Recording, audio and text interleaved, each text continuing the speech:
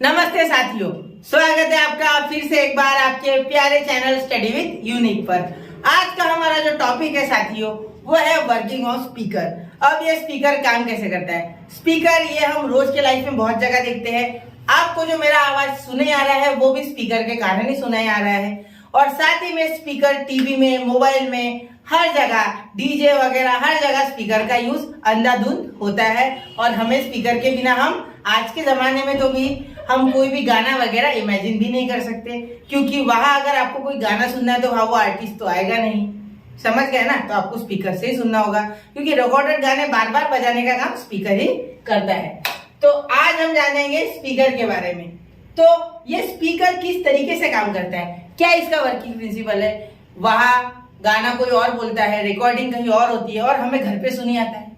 तो ये सब जो एक साइंस के कारण जो हमें ये पूरा सफर तय हुआ है ये स्पीकर बनने का, स्पीकर कैसे काम करता है, किस तरीके से कौन सी एनर्जी को वो कौन से एनर्जी में ट्रांसफर करता है, ये सारी चीजें आज इस एक 5-10 मिनट की वीडियो के थ्रू हम कवर करने की कोशिश करेंगे।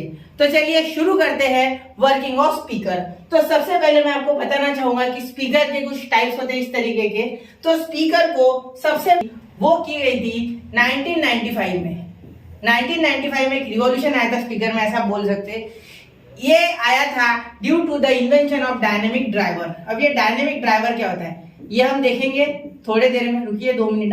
डायनेमिक ड्राइवर, अब डायनेमिक ड्राइवर ये मेन पार्ट है स्पीकर का, क्योंकि ये जब तक स्पीकर के अंदर मूव नहीं करेगा स्पीकर काम नहीं कर पाएगा, स्पीकर साउंड नहीं प्रोड्यूस कर पाएगा।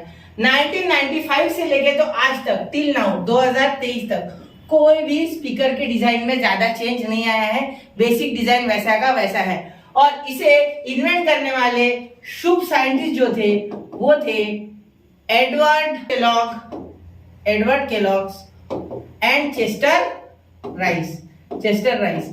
इन्होंने मिलके ये डायनेमिक ड्राइवर की खोज करके स्पीकर के दुनिया में एक नया रिवॉल्यूशन ला लिया। 1995 की बात है ये, ठीक है। तो देखिए स्पीकर जो होता है इसमें 2 मेन कंपोनेंट होते हैं। सबसे मेन कंपोनेंट जो है वो है डायनेमिक ड्राइवर और उसका मैग्नेट। ये देखिए इस तरीके से यहाँ है इसका मैग्नेट और यह है इसका डायनेमिक ड्राइवर। इसे डिटेल में जानेंगे, उससे पहले थोड़ा बताना चाहूंगा कुछ इंफॉर्मेशन।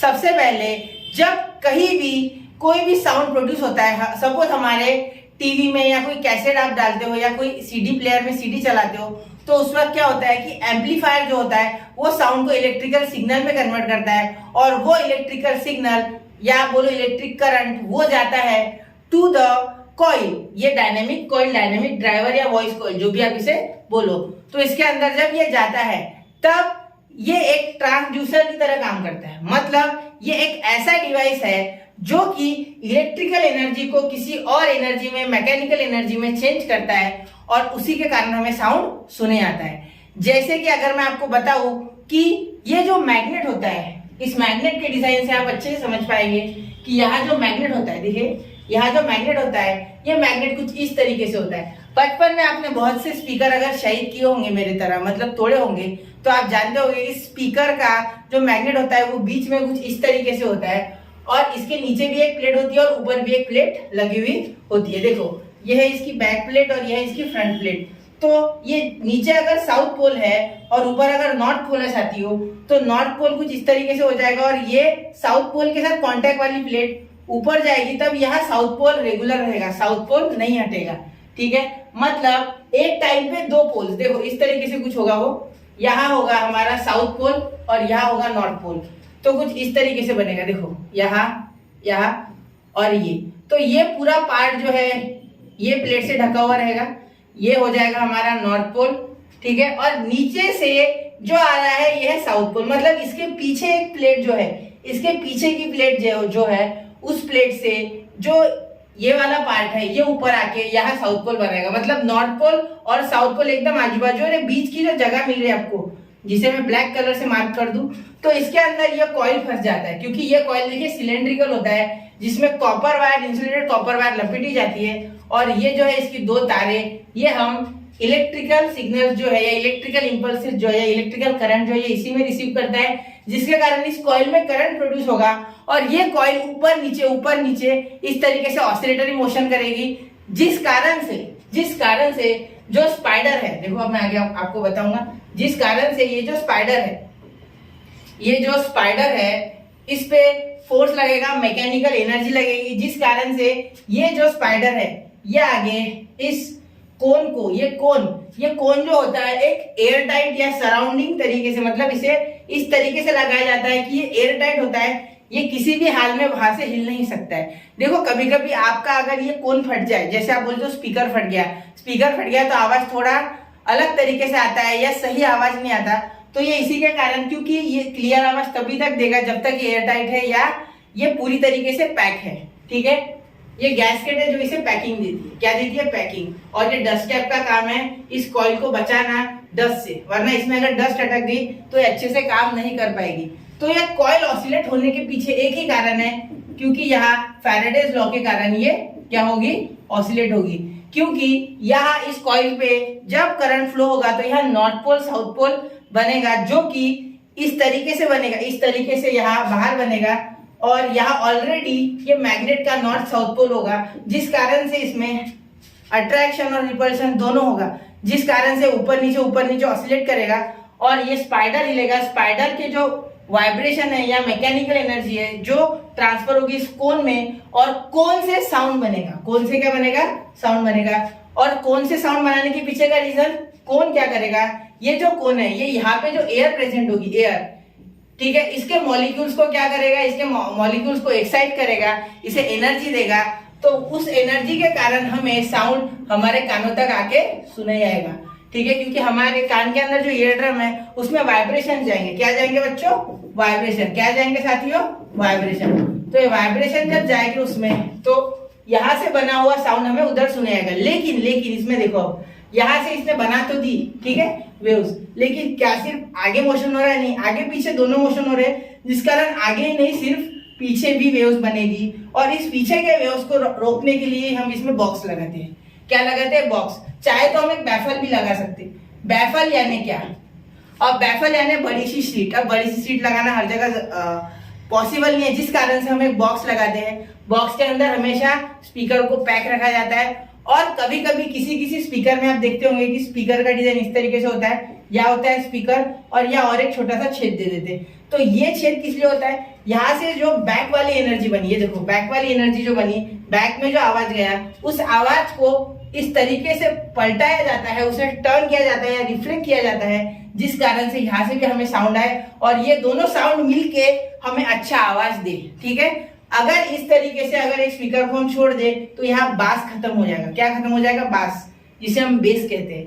बेबी को बेस पसंद है और यहाँ बेस ही नहीं बचा, समझे? बेस बहुत इंपॉर्टेंट है, तो वो खत्म हो जाएगा और हमें किसी भी तरीके की क्लियर वॉइस सुनाई नहीं आएगी, क्योंकि ये दोनों वेव्स एक दूसरे से टकरा के एक दूसरे को खत्म कर देंगी। समझ गए? इसीलिए बॉक्स जरूरी है स्पीकर का। समझ गए? क्लियर? इसीलिए कभी आपने अगर गांव में देखा होगा तो बहुत से लोग जो होते हैं उनका जब स्पीकर खराब हो जाता है उसको मटके में डाल देते हैं। देखा होगा, ये 100% देखा होगा, मटके में। हमारे यहाँ तो था भाई ये जुगाड़ बचपन में, तो मटके में डाल देते थे स्पीकर को, जिस कारण से मटके के अंदर से अच्छा आवाज आता था, साउंड भर के आता था। जैसे देखो, ये सिंपल बोलता है आपको, कोई भी आप एक बॉटल लो, फ्रूटी वगैरह या कांच की कोई भी बॉटल लो, आपको जिस चीज के लिए नहीं बोलो, कांच की बॉटल लेना, तो जब आप उसमें बोलोगे तो थोड़ा सा आवाज देखिए और भी अच्छा आएगा आपको। क्यों? क्योंकि मल्टीपल रिफ्लेक्शंस हुए अंदर। तो ये भी जो बॉक्स है उसका वही काम है, रिफ्लेक्शन करवाना और साउंड को एनहांस करना, उसे बढ़ाना। समझ गए यहाँ तक? क्लियर? अब देखो, अब आप एक चीज तो समझ गए कि चाहे मोबाइल का स्पीकर हो या होम थिएटर का स्पीकर हो या कहीं का भी स्पीकर हो, सिर्फ टेक्नोलॉजी चेंज होगी, ठीक है, थोड़ी बहुत, लेकिन बेसिक जो प्रिंसिपल है वो क्या है? 4 चीजें मेरे साथ रिपीट कीजिए। सबसे पहले है मैग्नेट कुछ इस तरीके से कि नॉर्थ पोल और साउथ पोल एक ही फेस पे हो। ठीक है, मैग्नेट कुछ इस तरीके से कि नॉर्थ पोल और साउथ पोल एक ही तरीके से हो। देखो यहाँ देखो, कुछ इस तरीके से कि नॉर्थ पोल और साउथ पोल एक ही फेस पे हो। ठीक है, और दूसरी चीज क्या है? ये कॉइल है, कॉइल बीच में ऑसिलेट करेगी, यहाँ फंसी हुई रहेगी, ये बीच में देखो काला वाला, तो यहाँ इस तरीके से मैग्नेट फंसी हुई रहेंगी, इस तरीके से ऊपर नीचे हिलेंगी, जिस कारण से ये जो स्पाइडर है, ठीक है, ये जो स्पाइडर है ये हिलेगा। ठीक है, ये स्पाइडर हिलेगा, ये स्पाइडर इस कोन को वाइब्रेट कराएगा और मैकेनिकल एनर्जी प्रोड्यूस होगी, जिस कारण से आजू बाजू की एयर इस कोन के कारण हिलेगी। लेकिन इस कोन को एयरटाइट होना जरूरी है, वरना आवाज अच्छे से नहीं आएगा अगर फट गया तो इस कारण से जो एयर के मॉलिक्यूल्स है वो एक्साइट होंगे, डिस्प्लेस होंगे और वो वाइब्रेशन हमारे कानों तक जाएगा और हमें आवाज सुने आएगा। और इस सब के लिए एक बॉक्स है जिस कारण से पीछे बनने वाली वेव्स को हमें और एनहांसमेंट के लिए हम यूज करेंगे। ठीक है, अब ये मत बोलना कि मेरे यहाँ तो अलग ही है, मेरे यहाँ साइड में है।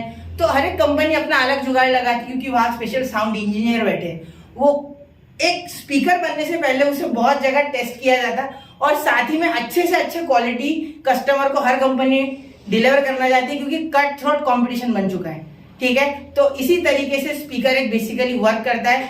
3-4 चीजें आपको याद रखनी है, मैग्नेट, स्पाइडर, कोन। ठीक है, और ये याद रखना कि पीछे जाने वाली वेव्स, इसीलिए अगर स्पीकर खराब हो गया तो मैग्नेट जो भी स्पीकर का पार्ट बचा है उसको एक डब्बे के अंदर या किसी मटके के अंदर डालो और फिर उसे इस्तेमाल करो। तो इस सब सिस्टम को हम इलेक्ट्रो एक्रोस्टिक्स कहते हैं। ठीक है, तो अब आपको मैंने स्पीकर की पूरी हिस्ट्री, ज्योग्राफी, साइंस सब बता दिया। तो चलिए मिलते हैं अगले ऐसे ही एक वीडियो में जो कि बहुत ही इंफॉर्मेशन से भरा होगा जैसे कि आज था।